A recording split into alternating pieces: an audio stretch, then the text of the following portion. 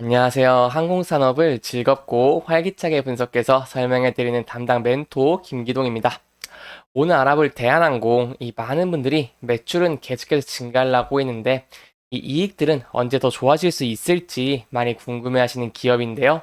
하지만 지금부터는 대한항공이라는 이 기업, 여러분들이 궁금해하시는 내용부터 해서 그 어떤 내용이든 대한민국에서 가장 깊이 있게 끝까지 추적하도록 할 테니까요. 제가 얼마나 파고드는지 지켜보시면서 진심으로 저와 함께 성장해 나갔으면 좋겠습니다. 이번 시간에는 이 대한항공의 주가의 흐름에 대해서 알아보는 시간을 갖도록 하고요. 최근에 좀 좋은 이슈가 있었는데 그게 어떤 이슈인지 이 대한항공에 어떠한 영향을 줄 수 있을지에 대해서 제가 자세하게 설명해 드리는 시간을 가져보도록 하겠습니다. 대한항공은 어제 1.92% 이렇게 상승을 해주면서 다시 이 10일 이평선 위로 안착을 해주는 좀 좋은 긍정적인 모습을 보여줬습니다. 제가 저번에도 말씀드렸듯이 이 이평선 저가보다 하락하지 않았기 때문에 10일 이평선을 좀 지지를 해주는 모습으로 확인을 해도 되겠고요. 그렇기 때문에 앞으로도 이 10일 이평선을 좀 지지를 해주는지 여부를 보고 들어가시는 게 좀 좋을 것 같습니다. 11선에서 이렇게 좀 11선에서 이렇게 지지를 받고 이렇게 좀 상승 추세를 계속해서 이겨 나간다면은 앞으로도 좀 긍정적인 전망을 기대해 볼 수 있겠고요. 하지만 이 11선을 좀 이탈을 한다면은 이 그때부터는 조금 신중하게 접근을 하시는 게 좋겠습니다. 그리고 제가 저번부터 이 유가에 대해서 유가가 좀 중요하다고 말씀을 드리고 스웨즈 운하, 이 홍해 운항에서 유가 상승을 계속 모니터링을 해야 된다고 제가 말씀을 드렸기 때문에 여기에 관련된 기사가 나와서 설명해 드리려고 하겠습니다. 가져왔습니다. 좋은 소식이죠. 국제유가 3%대 하락을 했고 홍해 운항을 재개한다고 하는데 어떤 일이 있는지 저와 함께 좀 살펴보시죠. 보시면 국제유가가 3% 하락을 했고요. WTI 선물 종가는 배럴당 71.77달러로 전 거래일 종가 대비 3.2%나 떨어졌습니다. 왜 이렇게 떨어졌나 하니까 홍해 항로의 위험성이 좀 부각이 되면서 WTI 선물 가격이 지난 12월 배럴당 68달러를 바닥을 찍고 크리스마스 연휴까지 계속해서 상승세를 이어왔는데요. 저번에 상승 추세를 이어가고 있다고 얘기를 했죠. 그러나 이 머스크 등 글로벌 주요 해운사가 홍해 운항 재개 방침을 밝히면서 국제 유가가 다시 하락을 한 것입니다. 추진 계획이 뭐냐 보니까 7일, 며칠 혹은 몇 주 이내 수십 척의 컨테이너 수혜주 운하와 홍해를 재통관의 일정이 계획되어 있다고 밝혔고요. 시장의 인식은 홍해의 항로가 재개되고 원유 운송 기간이 몇 주 단축될 것이라고 이렇게 밝혔습니다. 그렇기 때문에 이 홍해에 대한 리스크가 어느 정도 좀 해결이 됐다고 볼 수 있겠고요. 그리고 이 홍해에 대해서 말씀을 저번에도 드렸는데 현재는 이 3%이 정도 좀 많은 영향을 받지 않는 게 현재 원유 공급이 많아서입니다.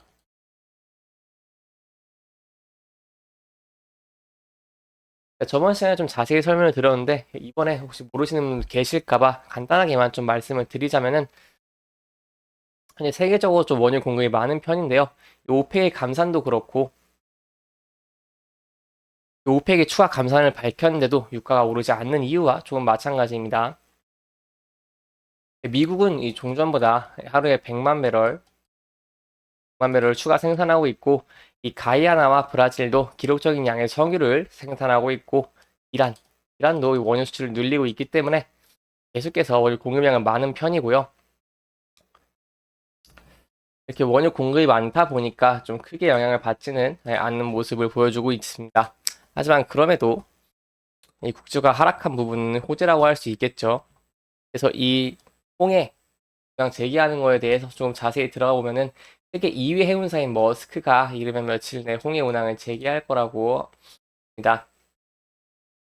아직 이 리스크가 완전 해소된 건 아니고 다른 해운사는 아직 위험하다고 하는데요. 보시면 세계 2위 해운업체인 덴마크의 머스크가 재개할 전망입니다. 그래서 수입차의 컨테이너선이 수에즈 운하와 홍해를 재통과하는 일정이 계획되어 있고요. 조금 더 자세하게 알아보니까 그걸 포기했었지만 이 홍해 안전을 위해서 이 미국 주도의 다국적 함대 연합에 출범을 하면서 머스크 역시 홍해항공 복귀를 적극적으로 검토를 했다고 합니다. 머스크 측은 그러나 운항을 재개하더라도 나머지 대부분의 선박은 계속해서 이 아프리카 희망봉 우회로를 통과할 예정이라고 전했습니다. 따라서 여기 제목에 보시면은 세계 2위 해운사 머스크 그냥 며칠 내 홍해 운항 재개라고 하는데 현재 지금 검토를 하고 있는 상황이고요. 때문에 아직 이 리스크 자체가 된 것은 아니고 좀 기대감인 것 같습니다. 다음. 그렇기 때문에 좀 유가가 하락한 모습을 보여줬고요. 만약에 폐쇄가 된다고 하더라도 이 유조선의 항해 기간 자체는 좀 길어질 수 있겠지만 생산량 자체가 영향을 받지는 않을 것으로 좀 보고 있고요. 그 이유가 이 후티 반군이 공격을 행하고 있는 곳의 지리적 특성이 이런 분석을 좀 뒷받침한다고 할 수 있는데 이 후티 반군이 공격하고 있는 곳은 이 홍해 남쪽 끝에 해협인데 사우디아라비아가 홍해 쪽으로 수출하는 석유는 파이프라인을 통해서 이 걸프만 쪽으로 옮길 수 있기 때문에 이 폐쇄된다고 하더라도 그렇게 큰 영향을 받지는 않을 것으로 보고 있습니다. 또한 이 해운비가 해상 운임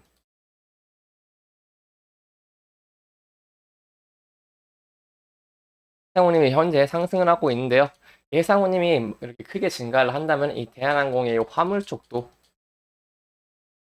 수혜를 볼 수 있습니다. 이 가격이 많이 오르면은 대한항공사의 화물도 많이 사용을 할 수 있기 때문에 그 부분에 대해서도 저희가 한번 생각을 보면서 접근하는 것이 좋겠고요. 그렇기 때문에 이 해상 운임 가격도 이제 어느 정도 오르는지 이 부분을 계속해서 모니터링 하는 것이 중요하겠습니다. 유가가 하락한 부분은 결국은 이제 긍정적이라고 할 수 있겠고요. 이게 좀 긍정적인 전망과 더불어 이렇게 11 이평선을 좀 지지를 해주면서 상승 추세를 이어간다면은 저희가 이 대한항공에 대해서 좀 긍정적인 전망을 기대해 볼 수 있겠습니다. 이렇게 이번 영상은 최근 이슈들을 조금 짚어보면서 진행을 했고요. 해당 영상은 개인적인 의견이 많이 들어왔기 때문에 투자자분들의 주관적인 생각과 해당 내용을 토대로 현명한 선택을 하시면 좋을 것 같습니다. 영상 잘 보셨다면 좋아요와 구독 부탁드리고요. 해당 영상뿐만 아니라 대기업에서는 그 누구보다 열정적인 멘트들이 많으니까요. 부디 타 종목의 영상도 시청해 주시길 바라며 오늘 영상 마무리하도록 하겠습니다. 끝까지 시청해 주셔서 감사합니다.